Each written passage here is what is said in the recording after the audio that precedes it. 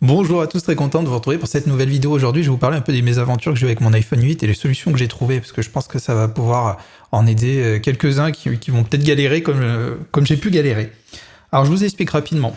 J'ai acheté un iPhone 8 reconditionné. Voilà.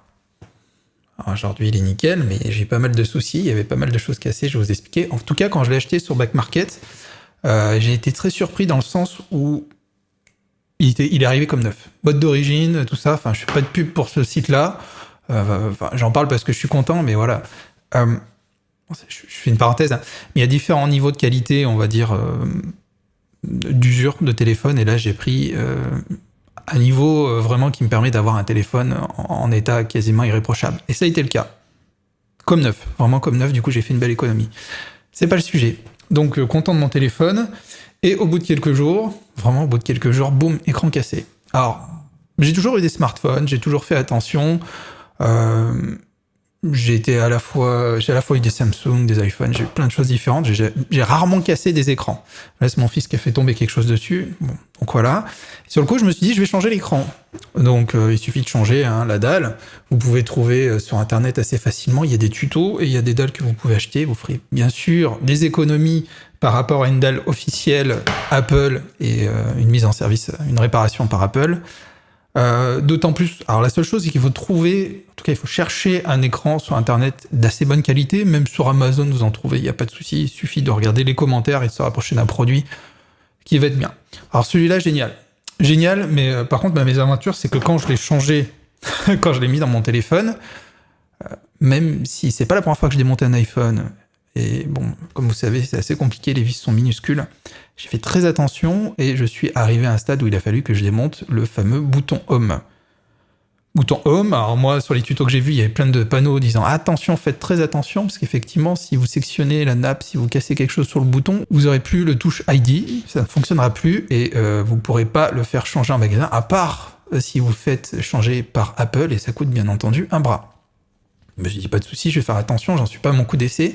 Et qu'est-ce qui s'est passé? En fait, j'ai sectionné, mais vraiment très légèrement la nappe en la repliant, ce qui est une étape où il faut replier. Et en appuyant un peu, en rebranchant la connectique, j'ai sectionné très légèrement. Ce qui fait que je change mon écran, je remets le bouton, nickel. Alors, écran comme neuf, même si au début, il y a eu quelques bugs avec l'écran, mais il fallait juste réinitialiser le téléphone pour bien le synchroniser.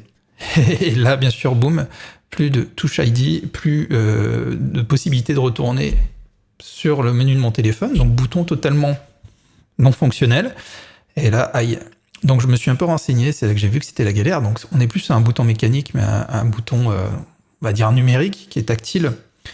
Ce qui fait que quand le bouton marche pas, il marche pas. Et puis vous avez, on va dire, une grosse protection au niveau du Touch ID.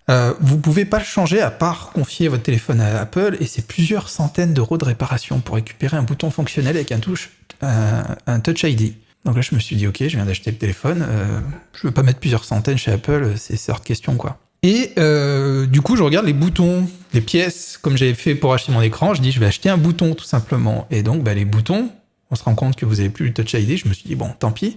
Mais vous avez même plus la capacité d'utiliser le bouton pour retourner dans vos menus ou pour, voilà.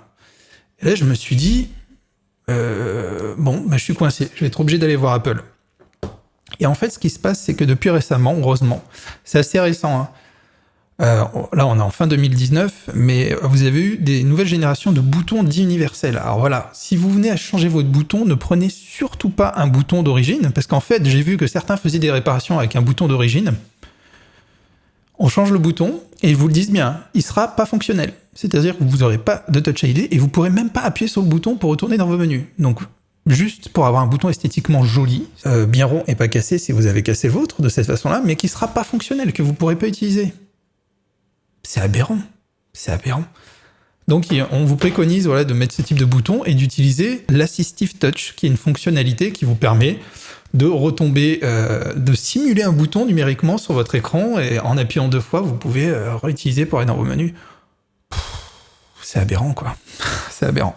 Donc heureusement, en fouillant bien, j'ai vu qu'ils utilisaient, que certains bricoleurs avaient fait des boutons qui permettent de retrouver, pas le Touch ID, mais la fonctionnalité de bouton juste retourner sur les menus, ce que je voulais, quoi, ce que fait mon téléphone aujourd'hui. Donc il y a plusieurs générations de boutons. C'est ce qu'on appelle des boutons universels. C'est ça que vous devez chercher si vous voulez changer de bouton. Absolument. Un bouton universel. Donc je me suis dit, ok, bouton universel, pas de Touch ID, mais possibilité de retourner dans les menus ou de faire un double clic. Là, waouh, super. Et j'ai vu qu'en fait, j'ai fait me faire voir parce qu'il y a plusieurs générations de boutons. Première génération, qui pourtant date de l'année dernière, des boutons, vous installez votre bouton de cette façon-là, et après, il faut synchroniser le bouton en Bluetooth. Ça sous-entend que vous devez avoir toujours le Bluetooth allumé, avec une connexion constante au bouton. Donc j'imagine qu'en termes d'autonomie batterie, c'est pas le top du tout. Je me suis dit, ah non. Et là, j'ai commencé un peu à baisser les bras. Et j'ai vu qu'il y avait assez récemment une nouvelle génération de boutons. Et je ne veux pas faire de pub, mais vous pouvez en acheter partout. eBay, Cdiscount, Amazon. Moi, je me suis retourné vers Cdiscount parce que voilà, un peu. Parce que, en fait, les boutons, c'est à peu près tous les mêmes, mais c'est le premier endroit où je l'ai trouvé. Et à 15 €. On est loin des 200 ou 300 € que pourrait demander, voire plus, que pourrait demander Apple pour changer le bouton. Et là, ce bouton-là, donc, se connecte à la nappe de cette façon-là, retrouve la capacité de clic, par contre n'a pas le Touch ID, mais est totalement indépendant, autonome. N'a pas besoin de se connecter en Bluetooth comme les boutons de première génération. Donc c'est ce qu'on appelle les boutons de seconde ou troisième génération. Donc regardez bien ce type de bouton, faites bien attention, et regardez bien qu'il est écrit usage sans Bluetooth. Très important. Voilà, donc là je l'ai reçu hier, je l'ai monté. J'étais un peu sceptique. Pourtant, bouton d'assez bonne firme. J'ai regardé pour une quinzaine d'euros. Bon, bien sûr, c'est du chinois, il n'y a pas d'ambiguïté là-dessus. Mais franchement, bouton de bonne facture, je l'ai installé, ça marche super bien. Ça marche super bien. Pour 15 €, voilà, maintenant je retrouve, vous voyez, mon téléphone, il marche très bien, il n'y a pas de souci. Je peux faire double clic, simple clic, il n'y a pas de souci. Pareil pour la dalle que j'ai changée, donc... Au début, j'avais un souci de réactivité. Là, je fais une petite parenthèse. J'avais un petit souci de réactivité. Et en fait, il faut juste réinitialiser votre téléphone. Voilà. Donc, si vous aussi, vous avez été en galère, j'espère vous avoir fait gagner du temps. Regardez bien, cherchez bien sur Internet, bouton de seconde génération pour iPhone 7 ou iPhone 8. Parce que si vous avez un iPhone 7, vous avez le même problème. Sans Bluetooth, si vous voulez pas être embêté et justement utiliser un bouton d'ancienne génération et bousiller votre batterie, enfin non, voilà, prenez bien des boutons de seconde ou troisième génération en fonction du constructeur. Vous allez en trouver plein sur Internet. Essayez de regarder les avis pour trouver un endroit fiable. Moi, comme je vous dis, je suis allé sur Cdiscount, il y avait un revendeur. J'ai reçu le bouton très rapidement, facile à installer. Par contre, il n'y avait pas de tuto avec, mais il y en a tellement sur Internet que voilà, ça se change très rapidement. En un quart d'heure, franchement, maxi, même en allant très doucement, ça va fonctionner.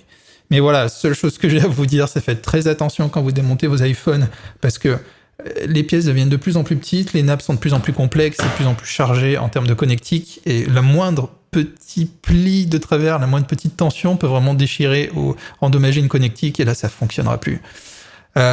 Donc voilà, je vous remercie d'avoir regardé cette vidéo. N'oubliez pas le pouce levé si ça vous a rendu service. Mettez des commentaires si vous avez des questions ou si vous voulez réagir sur ce que j'ai dit. Je suis pas du tout expert en numérique. Je suis un simple consommateur qui a bricolé pour pouvoir réparer mon iPhone. N'oubliez pas de vous abonner et cliquer sur la cloche pour recevoir toutes les prochaines vidéos, que ce soit des astuces en informatique ou pour la vie de tous les jours. Voilà, je partage ça avec vous. Et moi, je vous remercie. Je vous dis à très bientôt pour une autre vidéo.